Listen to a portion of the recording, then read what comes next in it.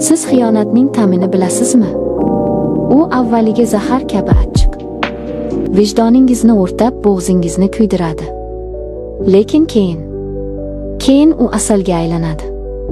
Yillar davomida muzlab yotgan tanangizga olov kirganda, aqlingiz to'xta desa ham, vujudingiz yana deb yolvorganda, siz endi avvalgi inson bo'lolmaysiz. O'sha kuni eshik taqillab, ostonada u, erimning jigarband do'sti, qo'lida qip-qizil atirgul bilan turganda, men jahannam va jannat o'rtasidagi ingichka ipda edim. Uning "men seni tashlab ketolmayman" degan pichirlashi mening qasamimni kul qilib yubordi. Bugun men sizga o'z gunohimni, o'z baxtimni va o'z fojiamni aytib beraman. Hukm qilishga shoshilmang. Avval tinglang.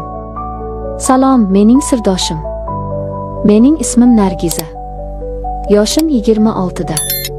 Tashqaridan qaragan odamga men baxtli kelinchak, ro'zg'ori but, eri chet elda ishlab pul topayotgan, kamko'zsiz ayoldek ko'rinaman. Lekin mening ko'zlarimga chuqurroq qarasangiz, u yerda huvillab yotgan bo'shliqni, sovib qolgan kaminning kulini ko'rasiz. Farhod mening turmush o'rtog'im. Biz sevishib turmush qurdik. 4 yil avval uning bag'rida uyg'onganimda dunyo meniki edi. Uning kulgusi uyni to'ldirar, hazillari g'amlarimni aritardi. "Sen mening malikamsan, Nargiza", derdi u sochlarimni silab. Ammo hayot faqat muhabbatdan iborat emas ekan. Ro'zg'or yuki, kelajak tashvishi, orzularimizdagi uyni qurish istagi uni mendan uzoqlashtirdi. 1 yil jonim. Faqat 1 yilga Koreyaga ketaman. Oyoqqa turib olaylik, keyin bir umr yoningdan ketmayman, dedi u ketishdan oldin. Men rozi bo'ldim. Yig'lab kuzatdim. Aeroportdagi o'sha so'nggi quchoqlashuv. Uning hidi, bo'ynimdan hidlagani hali ham yodimda. Lekin o'sha 1 yil cho'zildi. 2 yil bo'ldi. U yuborgan pullar evaziga uyimizni ta'mirladik. Xonalar kengaydi, yangi mebellar, qimmatbaho pardalar, eng so'nggi rusumdagi maishiy texnika. Hamma narsa bor. Faqat bu uyda jon yo'q edi. Devorlar sovuq. Kechalari o'sha keng, yumshoq karavotda bir o'zim yotganimda, yolg'izlik xuddi og'ir ko'rpa kabi ustimga bostirib kelardi. Men kutdim. Har kuni telefonimga tikilib yashadim. Video qo'ng'iroqlarda uning charchagan yuzini ko'rib, "Chida, Nargiza", dedim o'zimga. Nomusimni, ayollik sha'nimni ko'z qorachig'idek asradim. Ko'chaga chiqqanda yerdan ko'z uzmadim, birovga ortiqcha gapirmadim. Men sadoqatli rafiqa edim. Lekin men temir emasdim. Men go'sht va qondan yaralgan, hissiyotlari jo'sh urib turgan, ayni gullagan yoshdagi ayol edim. Tanam. Mening yosh tanam asta-sekin isyon ko'tara boshladi. Kechalari tushlarimda erimning erkalashlarini ko'rib, uyg'onganimda yostig'imni quchoqlab yig'lardim. Ayollik ehtiyoji, erkak kishining kuchli qo'llarini his qilish istagi meni ich-ichimdan kemirardi. Bu shunchaki shahvat emasdi, bu mehrga, e'tiborga, kimgadir kerak ekanligingni his qilishga bo'lgan tashnalik edi. Hayotimizda yana bir inson bor edi. Botir. Farhodning bolalikdagi do'sti, qiyomatli birodari. Ular bir-biriga butunlay teskari edi. Farhod ochiq, sho'x bo'lsa, Botir og'ir bosiq, kamgap, nigohlari esa tubsiz quduqdek chuqur inson edi. Uning har bir harakatida erkaklik salobati ufurib turardi. Farhod ketishidan oldin uning qo'lini mahkam siqib, "Do'stim, Nargizadan xabar olib tur. U senga omonat. Uyda erkak kishi yo'q, biror kamchiligi bo'lsa, o'zing qarab tur", degandi. Botir bu omonatni juda jiddiy qabul qildi. Dastlabki oylarda u faqat zarurat uchungina kelardi. Darvoza oldidan "Yenge, tinchmisizlar? Biror narsa kerakmi?" deb so'rardi-yu ketardi. Men unga erimning do'sti, akamdek inson sifatida qarardim. Ammo vaqt eng buyuk o'zgartiruvchi ekan. Erimning yo'qligi cho'zilgan sari Botirning tashriflari ham o'zgara boshladi. Endi u shunchaki darvoza oldidan qaytmasdi. Ba'zan og'ir bozor xaltalarini oshxonagacha kiritib berardi. Ba'zan hovlidagi buzilgan jo'mrakni tuzatib berardi. Bir kuni kechki payt u non va issiq somsa ko'tarib keldi. Ishdan qaytayotgandim, issiqqina ekan, sizga ilindim, dedi u yerga qarab. Biz ayvonda o'tirib choy ichdik. O'sha kuni birinchi marta uning nigohida o'zgarish sezdim. U gapirayotganda ko'zlarimga tikilardi. Lekin bu qarashda shunchaki suhbatdoshga bo'lgan e'tibor emas, balki chuqurroq, yashirin bir ma'no bor edi. U menga achinayotgandek, shu bilan birga hayratlanayotgandek qarardi. Farhod qanday qilib shunday ayolni tashlab ketdi, degandek savol bor edi bu nigohda. Men o'zimni noqulay his qildim, ro'molimni to'g'riladim, ko'zimni olib qochdim.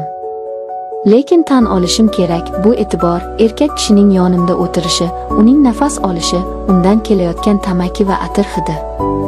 Bularning bari mening uxlayotgan hislarimni qitiqlay boshladi. Yuragim tezroq ura boshladi.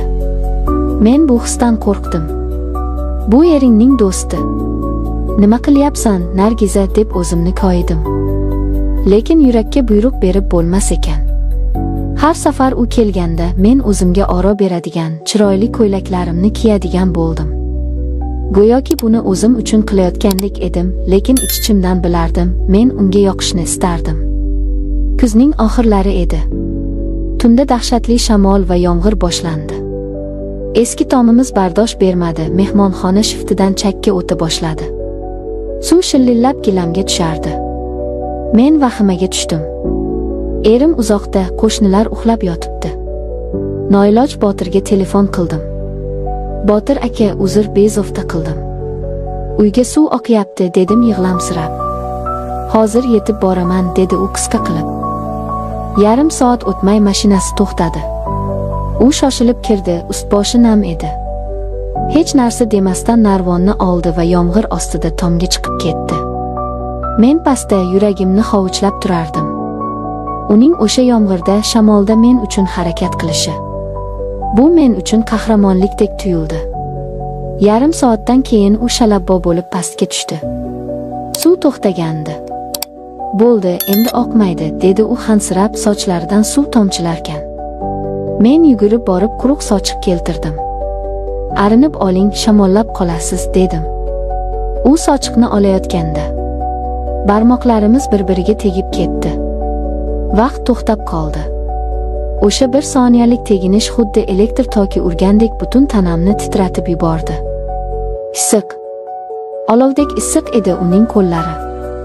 Biz bir-birimizga tikilib qoldik. Yomg'ir shovqini ham uzoqlashdi.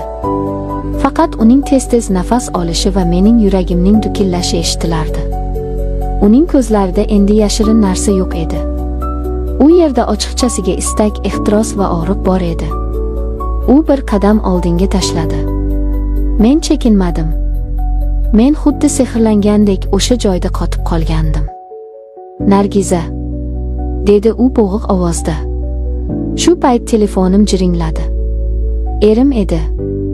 Bu ovoz bizni voqelikka qaytardi. Botir keskin orqaga burildi. Men ketdim. Ertaga xabar olaman, dedi-yu yomg'ir ichiga singib ketdi. Men esa o'sha yerda, qo'limda telefon, vujudimda esa so'nmas olov bilan qoldim. O'sha tunda erim bilan gaplashdim, lekin xayolim, fikrim faqat Botirda edi. Men tushundimki, men jar yoqasidaman. Va eng qo'rqinchlisi, men o'sha jarga qulashni istardim. O'sha yomg'irli tundan keyin oramizdagi parda ko'tarildi. Endi biz shunchaki kelin va qaynog'a emasdik. Biz bir-biriga intiq, lekin tiliga kishan solingan ikki oshiq edik. U tez-tez keladigan bo'ldi. Har safar kelganda ko'zlarimiz to'qnashar, uzoq vaqt bir-birimizdan nigoh uzolmasdik. Havo qizib borardi. Bahorning ilk kunlari edi. Kunduzi uyda yolg'iz edim. Eshik ohista taqilladi. Yuragim sezdi, bu. Ochdim. Botir turardi. Lekin bu safar uning qo'lida non yoki ro'zg'or buyumlari emas. Bir dasta qip-qizil barq urib turgan atirgul bor edi. Bu so'zsiz iqror edi. Bu chegaraning buzilishi edi. Bu sizga, dedi u ovozi titrab. Men gullarni oldim. Tikanlari qo'limga kirdi, lekin og'riqni sezmadim. Gulning hidi boshimni aylantirdi. Kir, dedim men pichirlab. Bu fikr so'zi bilan men nafaqat uni uyga, balki o'z taqdirimga, o'z yotog'imga taklif qilganimni bilardim. U ichkariga kirdi. Eshik yopildi. Uyda jimjitlik. Faqat soatning chiqillashi. Biz mehmonxonada bir-birimizga ro'para turardik. Oradagi masofa bir qadam edi, lekin bu qadam xiyonat va sadoqat o'rtasidagi masofa edi. Nargiza, dedi u nihoyat ko'zlarimga cho'kib ketgudek bo'lib. Men boshqa chiday olmayman. Men sizni har kuni, har soat o'ylayman. Ovqat yeyman, siz uxlayman, siz. Bu noto'g'ri bilaman. Farhod mening do'stim. Lekin yuragimga buyruq bera olmayapman. O'lib ketyapman, Nargiza. Uning bu so'zlari, undagi samimiyat va azob mening so'nggi himoya qo'rg'onimni buzib yubordi. Men ham yig'lab yubordim. Botir, qo'ying.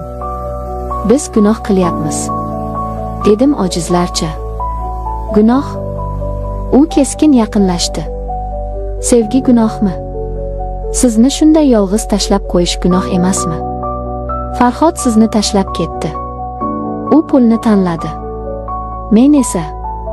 Men sizni tanlayman. Hozir va shu yerda. U mening yuzimni ikki kafti orasiga oldi. Uning qo'llari qaynoq temirdek edi. Nafasi yuzimni kuydirdi. Faqat bir marta. Ruxsat ber. Va u lablarini labimga bosdi. Bu oddiy o'pich emasdi. Bu atom bombasining portlashi edi. Yillar davomida yig'ilgan chanqoqlik, sog'inch, ehtiros, alam hammasi shu o'pichda mujassam edi. Mening tizzalarim bo'shashib ketdi. Agar u meni ushlab qolmaganda yiqilib tushardim. Men ham uning bo'ynidan mahkam quchoqladim va o'pichiga javob qaytardim. Dunyo yo'qoldi. Erim, uyat, qo'shnilar hammasi o'chdi. Faqat men va u qoldik. U meni dast ko'tarib oldi. Men qarshilik qilmadim. Boshim uning ko'ksida, uning yuragi xuddi menikidek tez urayotganini eshitardim. U meni yotoqxonaga olib kirdi. O'sha men 2 yil yolg'iz yig'lab chiqqan sovuq yotoqxonaga. U meni avaylab karavotga yotqizdi. Uning nigohida shunday hayrat va sajda bor ediki, men o'zimni dunyodagi eng go'zal ayoldek his qildim. U kiyimlarimni yechib boshladi. Har bir tugmani yechganda barmoqlari tanamga tegib meni larzaga solardi. Men uyalmadim. Aksincha, men o'z tanamni unga taqdim etishni istardim. Uning kiyimlari ham yerga tushdi. Uning baquvvat, chiniqqan tanasi, keng yelkalari xira yorug'likda haykaldek ko'rinardi. U ustimga engashdi. Uning terisi terimga tekkanda men beixtiyor ingrab yubordim. Bu lazzat edi. Unutilgan, lekin qonimda yashagan qadimiy lazzat. U shoshilmadi. U meni har bir nuqtamni, har bir hujayramni uyg'otdi. Lablari bo'ynimdan pastga sirg'aldi, ko'kraklarimni, qornimni o'pdi. Uning tili, qo'llari meni jannatga olib chiqdi. Sen mening hayotimsan, deb pichirlardi u qulog'imga. Bizning qo'shilishimiz. Bu shunchaki jismoniy yaqinlik emasdi. Bu ikki chanqoq ruhning faryodi edi. U meniki bo'ldi, men esa uniki. O'sha kuni men vaqtni yo'qotdim. Tonggacha emas, balki bir umrga yetadigan lazzat oldim. O'sha kundan keyin men boshqa Nargizaga aylandim. Ko'zlarimda nur paydo bo'ldi, yuzimga qon yugurdi. Hatto qo'shnilar ham, Nargiza, buncha ochilib ketibsiz, eringiz keladiganmi, deb so'rashardi. Men esa sirli jilmayib qo'yardim. Ha, mening erim yanimda edi. Faqat u Farhod emas, Botir edi. Bizning yashirin uchrashuvlarimiz muntazam tus oldi. Men qachon uyda yolg'iz qolsam, unga xabar berardim. U ishini tashlab kelardi. Har bir uchrashuvimiz xavfli edi. Har bir tiq etgan tovushdan cho'chirdik. Lekin bu xavf ehtirosimizni yanada kuchaytirardi. Taqiqlangan meva shirin bo'ladi, deyishgani rost ekan. Botir menga erim berolmagan mehrni berdi. U bilan o'tgan soatlarim hayotimning mazmuniga aylandi. Men erimning qaytishini xohlamay qoldim. Bu dahshatli edi, lekin haqiqat edi. Ammo har qanday lazzatning to'lovi bo'ladi. Bir kuni ertalab ko'nglim aynidi. Boshim aylandi. Yuragimga g'ulg'ula tushdi. Aqildim. 2 chiziq. Dunyoyim qorong'u bo'lib ketdi. Men homilador edim. Erim 2 yildan beri yo'q. Bu bola Botirdan edi. Quvonch o'rnini dahshatli qo'rquv egalladi. Agar bu bilinib qolsa, sharmandalik, o'lim. Farhod meni o'ldiradi. Botirni ham. Botirga aytdim. Uning rangi oqarib ketdi. U ham qo'rqdi. U ham do'stiga xiyonat qilganini, buning oqibati nima bo'lishini tushundi. Nima qilamiz, dedi u boshini changallab. Oldiramiz, dedim men qat'iy. Boshqa yo'l yo'q. Biz yashirincha shifokorga bordik. Men o'z jigarbandimdan, sevgimizning mevasidan voz kechdim. Operatsiya stolida yotganimda ko'zlarimdan yosh oqardi. Men nafaqat bolani, balki o'z ruhimning bir qismini ham o'ldirayotganimni bilardim. Lekin sir saqlanib qolish kerak edi. Hozir hammasi davom etmoqda. Men o'sha uydaman. Botir hamon kelib turadi. Lekin oramizda endi o'sha homiladorlikning soyasi bor. Biz bir-birimizga qaraganimda nafaqat ehtirosni, balki o'sha gunohsiz jonning uvolini ham ko'ramiz. Farhod yaqinda qaytishini aytdi. Uyni bitirdim, endi boraman, dedi u xursand bo'lib. Men esa qo'rqaman. U qaytganda nima bo'ladi? Men uning ko'ziga qanday qarayman? Botirchi? U do'stining yuziga qanday qaraydi, lekin bir narsani tushundim. Ayol kishi gul. Agar unga suv va quyosh berilmasa, u so'ladi. Farhod meni suvsiz qoldirdi. Botir esa u meni tiriltirdi, lekin zaharli suv bilan sug'ordi. Men qilgan ishimdan pushaymonmanmi? Bilmayman. Vijdonim qiynaladi, lekin o'sha baxtli lahzalarimni, ayol ekanligimni his qilgan damlarimni hayotimdan o'chira olmayman. Bu mening hikoyam. Bu mening haqiqatim. Ayollarga aytar so'zim, yolg'izlik eng yomon dushman. U sizni shunday ko'chalarga boshlaydiki, qaytib chiqishning iloji bo'lmaydi. Erim kelguncha yashayman. Keyin nima bo'lishini faqat Xudo biladi. Balki bu sir men bilan qabrga ketar. Balki ertaga portlar. Lekin bugun men hali ham tirikman, hali ham sevaman va sevilaman. Garchi bu gunoh bo'lsa ham.